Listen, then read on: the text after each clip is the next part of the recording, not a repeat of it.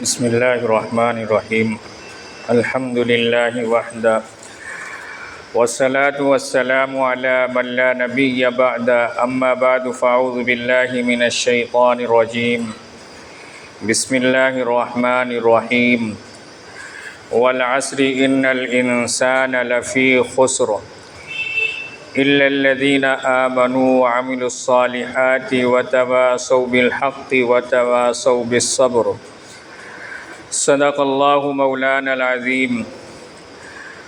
وعن عمرو بن میمون الاودی رحمہ اللہ قال قال رسول اللہ صلی اللہ علیہ وسلم لرجل وهو يعظه اغتنم خمسا قبل خمس شبابك قبل حرمك وصحتك قبل سقمك وغناك قبل فقرك وفراغك قبل شغلك وحياتك قبل موتك رواه الترمذي او كما قال عليه الصلاة والسلام. محترم بزرگوں اور دوستو، ذی الحجہ کا مہینہ گامزن ہے. اسلامی سال کے اعتبار سے سب سے اخیر مہینہ ذی الحجہ کا مہینہ ہے. اس کے بعد جو گئے کچھ ہی دنوں کے بعد ایک نئے اسلامی سال کا آغاز ہوگا. محرم الحرام سے نیا اسلامی سال شروع ہوتا ہے. تو نیا سال اس بات کا تقاضا کرتا ہے، جناب رسول اللہ صلی اللہ علیہ وسلم نے ابھی جو حدیث پاک پڑھی گئی ہے اس کے اندر 5 چیزوں کے بارے میں جناب رسول اللہ صلی اللہ علیہ وسلم نے 5 چیزوں کو غنیمت جاننے کو کہا گئے 5 چیزوں سے پہلے. اور اسی طرح خود اللہ تعالیٰ نے قرآن کریم کے اندر زمانے کی قسم کھایا ہے کہ تمام انسان خسارے کے اندر ہیں. اللہ قرآن کے اندر سورۃ العصر کے اندر فرماتا ہے والعصر ان الانسان لفی خسر، کی قسم ہے زمانے کی کہ انسان بلا شبہ تمام انسان خسارے کے اندر ہیں. یعنی انسان نقصان کے اندر ہے. انسان جو گئے اور کون لوگ نقصان کے اندر نہیں ہیں ان کے بارے میں اللہ یہ فرما رہا ہے الا الذین آمنوا وعملوا الصالحات، مگر جو لوگ ایمان لائے. ایمان والے بندے جو گئے وہ خسارے سے باہر گئے، کیونکہ اس دھرتی کا بنانے والا جو گئے جو ایک اللہ ہے، لہذا عبادت کا لائق بھی وہی ایک اللہ ہے جس نے آسمان کو بنایا، زمین کو بنایا، اور انسان کے ساتھ بھی انسان پر بھی طرح طرح کے احسانات اور طرح طرح سے نعمتوں سے نوازا گئے. لہذا عبادت کے لائق بھی وہ ایک اللہ ہے. لہذا جو لوگ ایمان لائے وہ خسارے سے نکلنے والے ہیں، خسارے سے باہر ہیں. وَعَمِلُوا الصَّالِحَاتِ، اور جن لوگوں نے نیک عمل کیا. نیک عمل جو گئے اس کے اندر عمل صالح یہ عام ہے، اس کے اندر تمام تر نیکیاں آ گئیں. جو بھی شریعت نے جس کو نیک عمل کہا گئے اس کے اندر تمام چیزیں آ گئیں. تو اس آیت کریمہ سے یہ پتہ چلا. آگے اللہ نے فرمایا وَتَوَاصَوْا بِالْحَقِّ، اور حق کی تلقین کرتے رہے. ایک تو خود ایمان لائے اور عمل صالح کیا، اور دوسروں کو بھی حق بات کی تلقین کرتے رہے، حق بات بتلاتے رہے. تو ایسے لوگوں کے بارے میں اللہ یہ فرما رہا ہے کہ ایسے لوگ خسارے سے باہر ہیں، ایسے لوگ نقصان اٹھانے والے نہیں ہیں. ان کے علاوہ تمام لوگ جو ہیں نقصان کے اندر ہیں، خسارے کے اندر ہیں، وہ لوگ اپنا نقصان کر رہے ہیں. اسی طرح پیارے پیغمبر صلی اللہ علیہ وسلم نے 5 چیزوں کو غنیمت جاننے کو کہا گیا کہ 5 چیزیں اللہ نے اگر دی ہیں تو ان کی قدر کرو. وہ 5 چیزیں کیا ہیں؟ حضرت عمرو بن میمون اودی رحمۃ اللہ علیہ یہ کبار تابعی میں سے ہیں، اللہ کے رسول کے زمانے میں تھے. لیکن ایمان تو لائے تھے، لیکن جناب رسول اللہ صلی اللہ علیہ وسلم سے ملاقات نہیں ہوئی۔ تو اللہ کے رسول کے زمانے کے اندر جو ملاقات جن کو اللہ کے نبی سے ہو ان کو صحابی کہا جاتا ہے۔ تو اللہ کے نبی کے زمانے کے اندر تھے، ایمان بھی لائے، لیکن یہ کوفہ میں رہتے تھے، اس لیے اللہ کے نبی سے ملاقات نہیں ہو پائی۔ تو یہ تابعی ہیں۔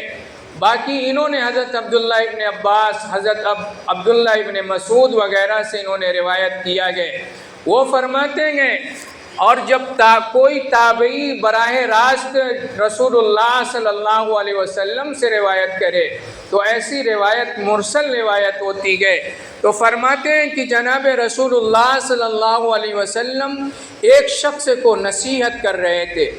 کیا نصیحت کر رہے تھے؟ قال رسول اللہ صلی اللہ علیہ وسلم لرجل وهو يعظه، کہ اللہ کے نبی ایک شخص کو نصیحت کر رہے تھے، اس کو سمجھا رہے تھے۔ کیا سمجھا رہے تھے؟ کہ اغتنم خمسا قبل خمس، یعنی 5 چیزوں کو غنیمت جانو 5 چیزوں سے پہلے۔ یعنی اگر اللہ نے یہ 5 چیزیں تمہیں عطا کی ہیں تو ان کی وقت کے اندر قدر کرو۔ اگر وقت کے اندر قدر نہیں کی جاتی ہے تو بعد کے اندر افسوس کیا جاتا ہے۔ سب سے پہلے نمبر پر جناب رسول اللہ صلی اللہ علیہ وسلم نے ارشاد فرمایا، شبابک قبل حرمک، کہ جوانی کو غنیمت جانو بڑھاپے سے پہلے۔ یعنی جوانی بھی اللہ کی طرف سے ایک عظیم نعمت ہے۔ جوانی کے اندر انسان جس طرح عبادت کر سکتا ہے وہ بڑھاپے کے اندر اس طرح عبادت نہیں کر سکتا۔ جوانی کے اندر جو گئے جس طرح اللہ کو راضی کر سکتا ہے وہ بڑھاپے کے اندر وہ طاقت نہیں ہوتی ہے۔ اس لیے جوانی کے اندر طاقت ہوتی ہے، اللہ کو راضی کرنے کی فکر کر سکتا ہے۔ تو جناب رسول اللہ صلی اللہ علیہ وسلم نے ارشاد فرمایا کہ جوانی کو غنیمت جانو بڑھاپے سے پہلے۔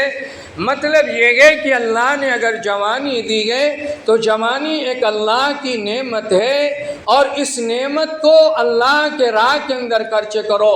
یعنی جوانی کے اندر زیادہ سے زیادہ اللہ کی عبادت کرو۔ اور حدیث پاک کے اندر بھی گئے کہ 7 ایسے لوگ ہوں گے جس دن عرش کے سائے کے علاوہ کوئی سایہ نہ ہوگا۔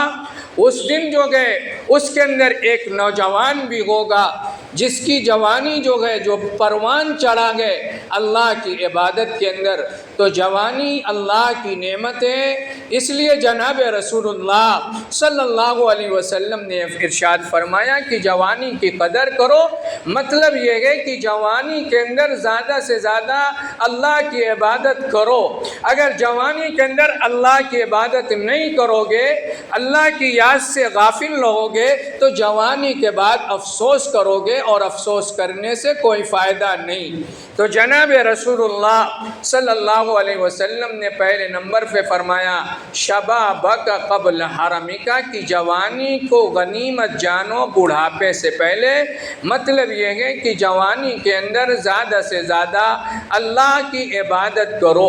جوانی جب اللہ نے دی ہے اور اللہ کی طرف سے یہ عطا کردہ ایک عظیم نعمت ہے، لہذا اس نعمت کو اللہ کے لیے خرچ کیا جائے۔ یعنی غلط کام کے اندر نہیں بلکہ اللہ کے لیے خرچ کیا جائے۔ اور پھر دوسرے نمبر پر جناب رسول اللہ صلی اللہ علیہ وسلم نے ارشاد فرمایا وصحتک قبل سقمک، اور صحت کے زمانے کو غنیمت جانو بیماری سے پہلے۔ اللہ نے اگر صحت دیا ہے تو صحت کو غنیمت جانو۔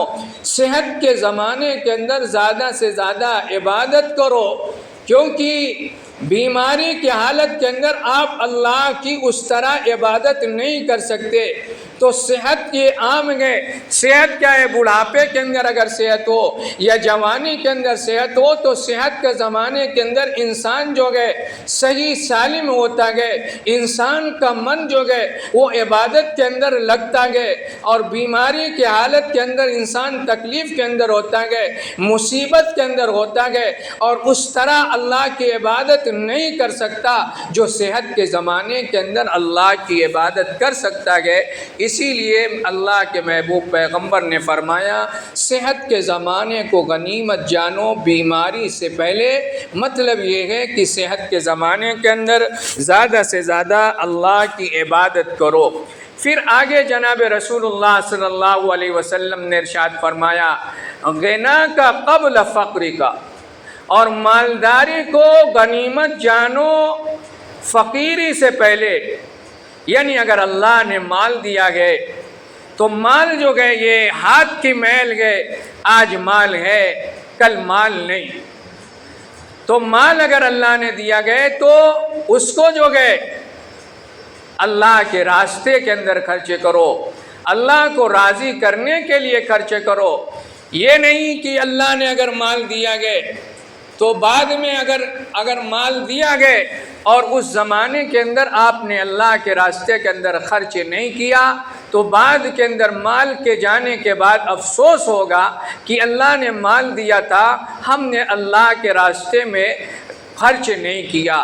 تو جناب رسول اللہ صلی اللہ علیہ وسلم نے ارشاد فرمایا غنا کا قبل فقر کا، یعنی مالداری کو غنیمت جانو فقیری سے پہلے، مال کے ختم ہونے سے پہلے، یعنی مالداری کے زمانے میں اللہ کے راستے کے اندر خرچ کرو، غریبوں کی مدد کرو، اسی طرح مسجدوں پر خرچ کرو، مدرسوں پر خرچ کرو، اور اسی طرح جو بھی نیک کام ہیں ان نیک کے کاموں کے اندر خرچ کرو۔ مبادا یہ ہو کہ مال ختم ہو جائے اور مال کے ختم ہونے کے بعد جو ہے افسوس کرو۔ تو اس لیے جناب رسول اللہ صلی اللہ علیہ وسلم نے ارشاد فرمایا کہ غنا کا قبل فقر کا، کہ مالداری کو غنیمت جانو فقیری سے پہلے، اور چوتھے نمبر پر فرمایا وفراغ کا قبل شغل کا، اور فراغت کو غنیمت جانو کام سے پہلے، مشغولیت سے پہلے، یعنی انسان ہر کام سے فارغ ہے تو ایسے زمانے کے اندر جو گئے وہ اللہ کی عبادت زیادہ سے زیادہ عبادت کرے، کیونکہ مشغولیت کے زمانے کے اندر اس طرح وہ عبادت نہیں کر سکتا، تو فراغت کو جو گئے غنیمت جانے۔ پھر پانچویں نمبر پر جناب رسول اللہ صلی اللہ علیہ وسلم نے ارشاد فرمایا حیاتک قبل موتک، یعنی اپنی زندگی کو موت سے پہلے غنیمت جانو۔ اگر زندہ گئے آپ، بھلے سے بیمار گئے تو بیماری کی حالت میں گئے، بستر پر بھی گئے، لیکن کم سے کم اللہ کا ذکر تو کر سکتے ہیں، لا الہ الا اللہ تو پڑھ سکتے ہیں، سبحان اللہ تو پڑھ سکتے ہیں، لیکن مرنے کے بعد جو ہے یہ سب سلسلہ بھی بند ہو جائے گا۔ اس لیے اللہ کے محبوب پیغمبر نے فرمایا کہ زندگی کو غنیمت جانو، کیونکہ مرنے کے بعد جو ہے انسان افسوس کرے گا اور یہ تمنا کرے گا کہ اے اللہ دنیا کے اندر ہم کو پھر بھیج دیا جائے۔ جب تمام چیزوں کو دیکھے گا، عذاب کو دیکھے گا اور تمام چیزوں کو دیکھے گا، اس وقت یہ تمنا کرے گا اور تمام چیزوں کا اقرار کر لے گا کہ اے اللہ جو کچھ پیغمبر کہتے تھے، جو کچھ قرآن کے اندر آپ نے فرمایا تھا، تمام چیزوں کو ہم یقین کر لیا، پھر سے ہم کو دنیا کے اندر بھیج دیجئے۔ تو اسی کو اللہ کے محبوب پیغمبر نے فرمایا کہ زندگی کو غنیمت جانو موت سے پہلے۔ تو مرنے سے پہلے جو گئے، موت کے مرنے کے بعد جو گئے کوئی عمل جو گئے کام نہیں آئے گا، انسان ایک ایک چیز کا محتاج ہوگا، لیکن مردے کے لیے، میت کے لیے اگر میت جو گئے نیک اولاد اگر چھوڑا گئے تو وہ جو ہے اس کے لیے دعا کرے گا تو اس کو ثواب پہنچتا گئے۔ مشہور حدیث ہے، صحیح حدیث ہے، اذا مات الانسان انقطع عنہ عمله الا من ثلاث الا من صدقۃ جاریۃ او علم ينتفع به او ولد صالح يدعو له۔ تین چیزیں ایسی ہیں کہ مرنے کے بعد بھی میت کو اس کا ثواب پہنچتا گئے۔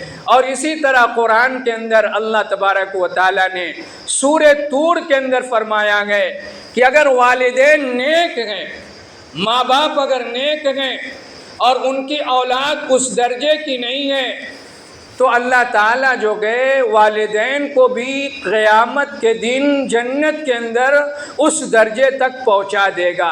قرآن کے اندر سورہ طور کے اندر اللہ فرماتا ہے والذین آمنوا واتبعتهم ذریتهم بایمان الحقنا بهم وما علتناهم من عملهم من شیء، کہ اور جو لوگ ایمان لائے اور ان کی اولاد نے ایمان میں ان کی پیروی کیا، یعنی ماں باپ بھی ایمان والے اور ان کا بچہ بھی اولاد بھی ایمان لائی، پھر اللہ نے فرمایا الحقنا بہم ذریتہم، ہم ملا دیں گے، یعنی قیامت کے دن ان کی اولاد کو ان کے ساتھ ملا دیں گے۔ یعنی ماں باپ نیک ہیں۔ اور اس حدیث اس آیت کریمہ کی تفسیر کرتے ہوئے تفسیر ابن کثیر کے اندر صحیح روایت لکھی ہوئی ہے کہ ایک شخص جنت کے اندر داخل ہوگا اور وہ پوچھے گا کہ میری اولاد کہاں گئے، میرے لڑکے کہاں گئے، تو کہا جائے گا کہ آپ کے اولاد کا جو درجہ تھا وہ آپ کی طرح نیک نہیں تھے، اس درجے میں نہیں ہیں۔